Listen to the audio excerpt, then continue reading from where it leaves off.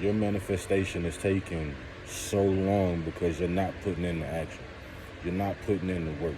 You're not putting in the consistent effort to say, you know what? I will see my manifestation in creation, in form where I can either feel, touch it, or actually understand that I'm surrounded by it. So ask yourself again, why is my manifestation taking so long? It's because of you. We can also say that your circumstances, the government, the world has put you in these positions, but then you also have to understand that you're the only person that's going to put you or pull yourself out of them. So regardless of whatever the society is going through, whatever the government is doing, whatever the world is doing, you have to be ready to do what is necessary to pull yourself out of it. Yes, prayer is the very most important thing, the very most important aspect. But then there's an other side to prayer, which is the action. This is one thing.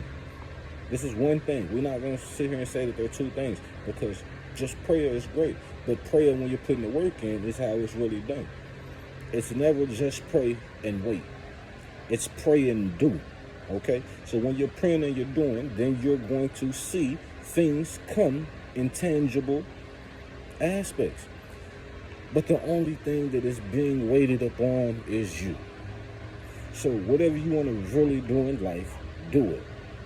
But you have to understand that there is steps to everything. There is a process. If you understand that there is a process, you will get somewhere.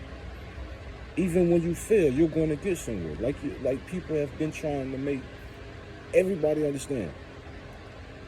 Motion, whether it's an inch or a mile, is better than being complacent, at a standstill, stagnant.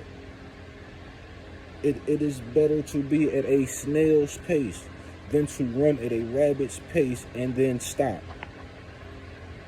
All right? So you have to understand, whatever you're trying to manifest, you first must put the work into creating it. This is the process of making sure that it's for you, but also worthy enough to be kept, to be fulfilled, if it is even something that you should be embarking on.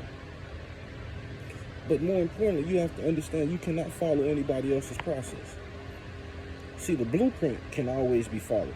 The process cannot be emulated, okay? It can't be mocked. It can't be matched. Your process will be different than the next, okay? Your struggle is going to be different than the next. Even though they can be considered the same type of struggle, it's going to be ultimately different from the next person. So you have to understand that their prayer and their actions won't work for you, because they're coming from a different place. They can pray for you, but you will still have to put the action in. Because if they're praying for you and you're doing nothing on the back end, guess what? They was praying in vain. They wasted their time, their effort, their tongue for you, not to even put the work in. And vice versa if you're doing it for somebody else. But especially when you're doing it for yourself and you sit back and you wonder like, yo, why am I not seeing anything that I've prayed for? Why haven't I got anything that I've begged for, that I've wished for? He must not be hearing me. No, you're not hearing him. You didn't listen to him that said, yo, when you pray without ceasing, but also put in that work. You got to put that work in without ceasing too. And this is the sole essential of understanding that what you put in life is what you're going to get up. So whatever you're manifesting is what you're putting in. Stop manifesting BS and you won't get it. All right? Manifest what you really want. And understand the only reason that it is taking so long is because you're taking so long. Come on now.